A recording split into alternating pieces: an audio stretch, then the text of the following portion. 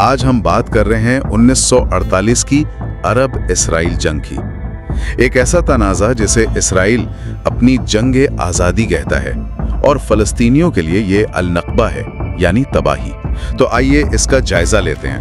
ہم شروع کریں گے اقوام متحدہ کے تقسیم منصوبے سے، پھر برطانوی مینڈیٹ کا خاتمہ، اسرائیل کا قیام، عرب ممالک کا حملہ، جنگ کے اہم موڑ اور یقیناً النقبہ کی بات بھی کریں گے۔ یقیناً۔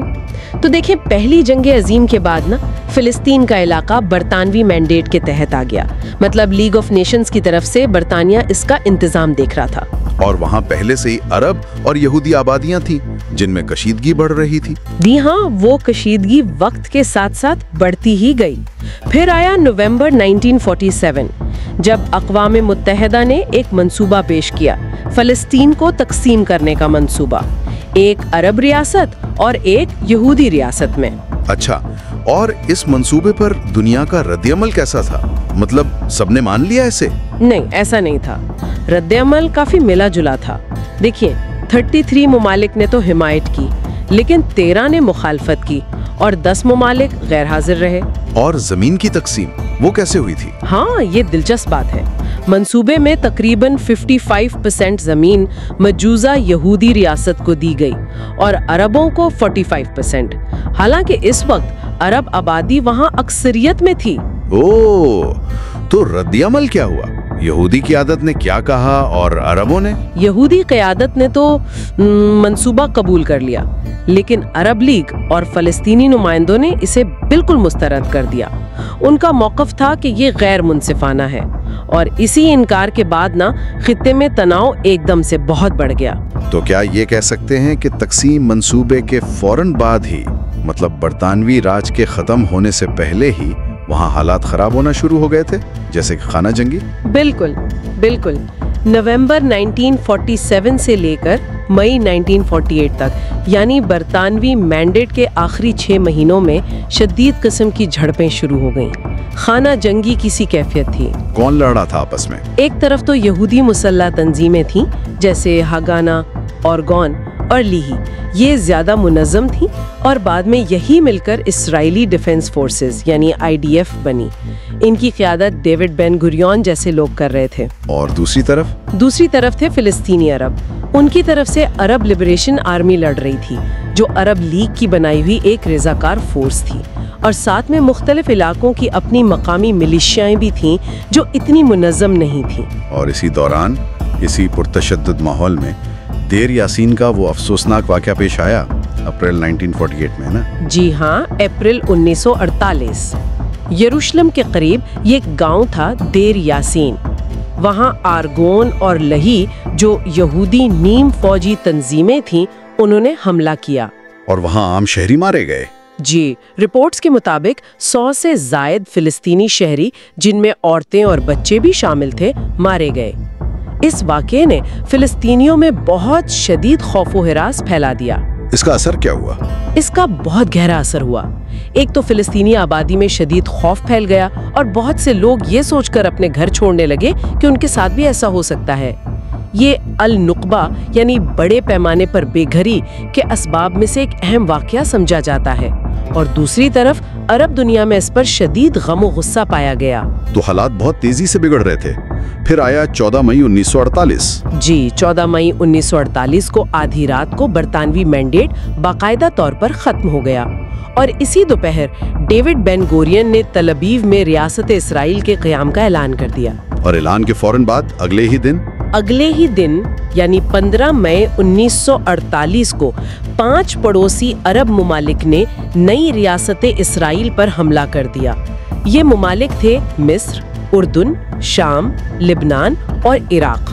ان کے ساتھ سعودی عرب کا بھی ایک چھوٹا دستہ شامل تھا۔ 5 ممالک کا حملہ؟ اکثر یہ تاثر دیا جاتا ہے کہ ایک چھوٹی سی نئی ریاست تھی اور اس پر 7 ملکوں نے حملہ کر دیا۔ کیا فوجی توازن واقعی اتنا یک طرفہ تھا شروع میں؟ دیکھیں، یہ تاثر تھوڑا سادہ ہے۔ شروع میں فوجی تعداد کا فرق اتنا زیادہ نہیں تھا۔ اندازہ ہے کہ عرب اتحادی افواج کی مجموعی تعداد تقریباً 23 سے 25 ہزار کے قریب تھی، جبکہ اسرائیلی فورسز جو اب IDF کہلا رہی تھیں ان کی تعداد بھی شروع میں تقریباً 30 ہزار کے لگ بھگ تھی۔ اچھا، تو تعداد تقریباً برابر تھی؟ ہاں شروع میں، لیکن فرق تنظیم، تربیت اور شاید سب سے بڑھ کر کمانڈ اینڈ کنٹرول کا تھا۔ اور وقت کے ساتھ، خاص طور پر پہلی جنگ بندی کے دوران، اسرائیل نے اپنی فوجی قوت کو بہت تیزی سے بڑھایا۔ چلیں جنگ کے مختلف محاذوں کی بات کرتے ہیں۔ یروشلم کا محاذ تو بہت ہی اہم رہا ہوگا۔ بلا شبہ یروشلم دونوں کے لیے انتہائی اہم تھا۔ جارڈن کی عرب لیجنڈ، جسے اس وقت عرب دنیا کی سب سے بہترین فوج سمجھا جاتا تھا، انہوں نے لترون کے قلعے پر قبضہ کر لیا۔ یہ یروشلم کو تل اویو سے ملانے والی مرکزی سڑک پر تھا۔ تو انہوں نے یروشلم کا راستہ بند کر دیا؟ جی، مغربی یروشلم کا رابطہ ایک طرح سے منقطع ہو گیا۔ شہر کے اندر بھی، خاص طور پر پرانے شہر میں، شدید لڑائی ہوئی۔ آخرکار 28 مئی 1948 کو پرانے شہر کا یہودی کوارٹر عرب لیجنڈ کے قبضے میں آ گیا۔ وہاں جو یہودی شہری تھے ان کا کیا بنا؟ ذرائع بتاتے ہیں کہ عرب لیجنڈ نے ہتھیار ڈالنے والے یہودی جنگجوؤں اور شہریوں کو ایک طرح سے مستعل ہجوم سے تحفظ فراہم کیا اور انہیں جنگی قیدی بنایا گیا۔ البتہ بعد میں کچھ لوٹ مار کی اطلاعات بھی ہیں۔ اور اسرائیلیوں نے اس محاصرے کو توڑنے کی کوشش کی؟ جی، انہوں نے لترون پر کئی حملے کیے جو ناکام رہے، لیکن پھر انہوں نے ایک بہت مشکل کچا راستہ پہاڑوں میں سے بنایا جسے برما روڈ کہا گیا۔ اس سے وہ کسی حد تک مغربی یروشلم تک رسد پہنچانے میں کامیاب ہوئے، جس سے وہاں کی یہودی آبادی کا حوصلہ بلند ہوا۔ یہ تو یروشلم کی بات ہوئی۔ دوسرے محاذوں پر کیا ہو رہا تھا؟ جنوب میں مصر کے ساتھ؟ جنوبی محاذ پر مصری فوج نے غزہ کی پٹی سے پیش قدمی شروع کی اور وہ ساحل کے ساتھ ساتھ شمال کی طرف بڑھے۔ ان کا ہدف شاید تل ابیب تھا، لیکن انہیں ازدود کے مقام پر، جو تل ابیب سے کچھ جنوب میں ہے، اسرائیلی دفاع نے روک دیا۔ وہاں کفار داروم جیسی یہودی بستیوں نے بھی سخت مزاحمت کی۔ اور شمال میں شام، لبنان، عراق؟ شمالی محاذ پر شامی افواج نے کوشش کی کہ وہ دریائے اردن کو عبور کر کے الجلیل کے علاقے میں داخل ہوں، لیکن انہیں بھی سخت مزاحمت کا سامنا کرنا پڑا اور وہ زیادہ پیش قدمی نہیں کر سکے۔ لبنانی اور عراقی افواج کی کاروائیاں بھی محدود رہیں۔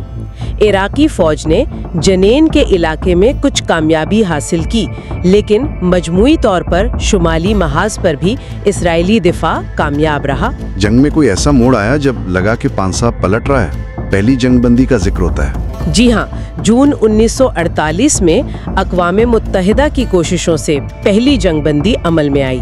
یہ 11 جون سے شروع ہوئی اور تقریباً 1 مہینہ چلی۔ بظاہر تو یہ دونوں فریقوں کے لیے تھی کہ وہ سانس لے سکیں، لیکن اصل فائدہ اسرائیل نے اٹھایا۔ وہ کیسے؟ اس جنگ بندی کے دوران اسرائیل کو خاص طور پر چیکوسلواکیہ سے بھاری مقدار میں اسلحہ ملا، طیارے، ٹینک، توپیں، سب کچھ۔ انہوں نے اپنی فوج کو دوبارہ منظم کیا، نئے فوجی بھرتی کیے اور ان کی تعداد بڑھ کر تقریباً 65,000 تک پہنچ گئی، جبکہ عرب ممالک پر اسلحے کی پابندی زیادہ سختی سے لاگو رہی اور وہ اپنی پوزیشن اتنی مضبوط نہیں کر سکے۔ تو جب جنگ بندی ختم ہوئی تو اسرائیل زیادہ مضبوط پوزیشن میں تھا؟ بالکل، عسکری توازن واضح طور پر اسرائیل کے حق میں ہو چکا تھا، اور جنگ بندی ختم ہوتے ہی اسرائیل نے جارحانہ کارروائیاں شروع کی، جنہیں وہ 10 ڈیز بیٹلز کہتے ہیں۔ ان کارروائیوں میں کیا ہوا؟ ان کارروائیوں میں، جیسے آپریشن ڈینی اور آپریشن ڈیکل، اسرائیل نے کافی بڑے علاقے پر قبضہ کیا۔ انہوں نے لود اور رملہ جیسے اہم عرب شہروں پر قبضہ کیا، الجلیل کے علاقے میں بھی پیش قدمی کی۔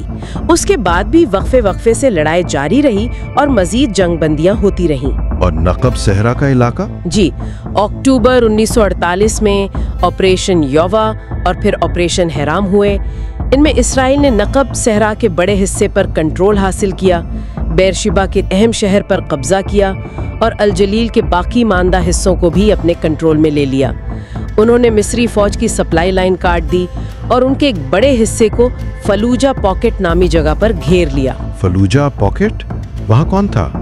वहाँ मिस्री फौज का एक ब्रिगेड था जिसमें मुस्तकबिल के मिस्री सदर जमाल अब्दुल नासिर भी एक ऑफिसर के तौर पर शामिल थे। वो कई महीनों तक मुहासरे में रहे, लेकिन उन्होंने हथियार नहीं डाले। जंग की आखिरी बड़ी कार्रवाई कौन सी थी? वो थी ऑपरेशन हुरेव, दिसंबर 1948 और जनवरी 1949 में। ये मिस्री फौज के खिलाफ आखिरी बड़ा हमला था। इसमें इस्राएली फौजें मिस्र के सीना सहरा के अंदर तक घुस गईं। सीना तक? जी हाँ, लेकिन इस पर बैनुल-अक़वामी दबाव बहुत बढ़ गया, खास तौर पर बरतानिया की तरफ से, जिसके मिस्र के साथ मुआहिदे थे। बरतानिया ने मुदाखलत की धमकी दी, जिसके बाद इस्राएली फौजें सीना से वापस आ गईं। तो फिर जंग का इख्तिताम कैसे हुआ? बाकायदा अमन मुआहिदा तो नहीं हुआ? नहीं, अमन मुआहिदा नहीं हुआ। 1949 के दौरान अक़वाम मुत्तहिदा की सालसी में इसराइल ने 4 अरब मुमालिक मिस्र, लुबनान, उर्दन और शाम के साथ अलग अलग जंगबंदी मुआहिदों आर्मस्टिस एग्रीमेंट्स पर दस्तखत किए। इराक ने मुआहिदा नहीं किया, लेकिन उसकी फौजें वापस चली गईं। इन मुआहिदों से क्या तय पाया? सरहदें बन गईं? मुस्तकिल सरहदें तो नहीं बनी, लेकिन जंगबंदी लाइनें खींची गईं, जिन्हें अक्सर ग्रीन लाइन कहा जाता है। ये वो लाइनें थीं जहां जंग के इख्तिताम पर फौजें खड़ी थीं। ये इसराइल की अमली सरहदें बन गईं। और इलाकों का क्या बना? किसके पास क्या आया? मिस्र के कंट्रोल में गज़ा की पट्टी आई। उर्दन ने दरियाए उर्दन के मगरबी किनारे, वेस्ट बैंक और मशरकी यरूशलम बशमूल पुराने शहर पर अपना कंट्रोल कायम कर लिया। बाकी का इलाका, जो कि साबिक ब्रितानवी मैंडेट वाले फ़लस्तीन का तकरीबन 75% बनता था, वो इसराइल के कंट्रोल में आ गया। 75%? अक़वाम मुत्तहिदा के मंसूबे में तो 55% था। और इस जंग के इंसानी कीमत क्या थी? जानी नुकसान कितना हुआ? जानी नुकसान काफी ज्यादा था। अंदाजा है कि तकरीबन 6,373 इसराइली, जिनमें फौजी और शहरी दोनों शामिल थे, हलाक हुए। अरब तरफ पर हलाकतें ज्यादा थी। अंदाजा है कि 10 से 15,000 के दरमियान फ़लस्तीनी अरब और दीगर अरब मुमालिक के फौजी और शहरी मारे गए। और अल-नक़बा, उसका क्या पैमाना था? अल-नक़बा यानी तबाही फ़लस्तीनियों के लिए उस जंग का सबसे बड़ा और देर पारा नतीजा था। जंग से पहले, दौरान और फौरन बाद तकरीबन 7.5 लाख फ़लस्तीनी अरब या तो भागने पर मजबूर हुए या उन्हें उनके घरों और ज़मीनों से बेदखल कर दिया गया। 7.5 लाख? ये तो बहुत बड़ी तादाद है। जी, ये इस वक्त की फ़िलिस्तीनी अरब आबादी का निस्फ से भी ज़्यादा हिस्सा था। वो पड़ोसी अरब मुमालिक लिबनान, शाम, उर्दन, मिस्र और मगरिबी किनारे और गज़ा में पनाह गुज़ीन बन गए। उनके गांव तबाह कर दिए गए या उन पर यहूदी आबादकार आ गए। उनकी ज़मीनें, जायदादें सब पीछे रह गईं। और ये पनाह गुज़ीन वापस नहीं जा सके? नहीं, इसराइल ने उन्हें वापस आने की इजाज़त नहीं दी और ये फ़िलिस्तीनी पनाह गुज़ीनों का मसला आज तक हल तलब है। बहुत से फ़िलिस्तीनी ख़ानदान आज भी अपने पुराने घरों की चाबियां संभाल कर रखे हुए हैं। चाबियां? जी, ये चाबियां उनके लिए वापसी की उम्मीद और अपने हक की अलामत बन गई हैं कि एक दिन वो अपने घरों को लौटेंगे। ये अल-नक़बा की एक बहुत ही ताकतवर अलामत है। ज़राए में फोटोग्राफी के किरदार का भी जिक्र मिलता है। क्या तस्वीरों ने भी इस जंग की कहानी बयान करने में कोई किरदार अदा किया? मिसाल के तौर पर लाइफ मैगजीन के मशहूर फोटोग्राफर थे जॉन फिलिप्स। उन्होंने यरूशलेम में यहूदी क्वार्टर के सुकूत और वहां से निकलने वाले यहूदी पनाह गुज़ीनों की तस्वीर ली। और वो तस्वीर बहुत मशहूर हुई? जी, वो बैनुल-अक़वामी सतह पर शाया हुई और उन्होंने एक तरह से इसराइली बयानिए को, यानी एक छोटी कौम जो बका की जंग लड़ रही है, उसे तक़वियत दी। और फिलिस्तीनियों की तरफ से क्या उनकी कहानी की भी तस्वीरें थीं? बिल्कुल थीं। अली ज़वरोरा जैसे फिलिस्तीनी फोटोग्राफर्स भी थे जिन्होंने फिलिस्तीनियों की बेघरी, उनके कैंपों, उनकी तकालीफ की तस्वीर ली। लेकिन उन तस्वीर को वो बैनुल-अक़वामी तशहीर नहीं मिली जो जॉन फिलिप्स की तस्वीर को मिली। तो ये एक तरह से तारीख को देखने और याद रखने का ज़ाविया भी तय करता है ना, कि किसकी तस्वीर ज़्यादा देखी जाती है? बिल्कुल, ये जाहिर करता है कि तारीख की बसरी यादाश्त कैसे बनती है और अक्सर गालिब बयानिया ही ज़्यादा नुमायां होता है। अगर हम इस सब को समेटें तो 1948 की जंग के सबसे अहम नताइज क्या थे? अगर हम इसे वसी तनाजुर से जोड़ें तो देखिए, सबसे पहला और बड़ा नतीजा तो रियासत इसराइल का क़याम और उसका अक़वाम मुत्तहिदा के मंसूबे से ज़्यादा इलाके पर कंट्रोल हासिल करना था।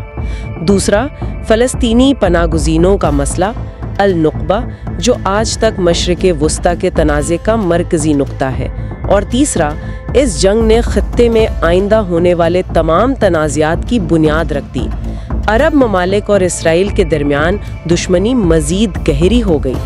तो ये जंग सिर्फ 1948-49 में ख़त्म नहीं हुई, बल्कि इसके असरात आज तक महसूस किए जा रहे हैं। जी बिल्कुल, ये एक ऐसा वाक़या है जिसने ख़ित्ते की तारीख़ और जोग्राफिया को हमेशा के लिए बदल दिया।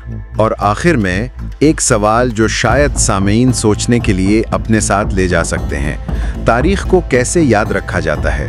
क्या ये सिर्फ हक़ाइक़ और तारीख़ों का मजमुआ है, या फिर ताकतवर तस्वीर, ज़ाती कहानियाँ और मुख्तलिफ बाज़ौक़ात मुतज़ाद बयानिए जैसे देर यासीन के बारे में या यहूदी क्वार्टर के सुकूत के बारे में मिलकर हमारी समझ बनाते हैं, और ये यादें आज भी इस तनाज़े पर कैसे असरअंदाज होती हैं? ये वाकई एक अहम सवाल है।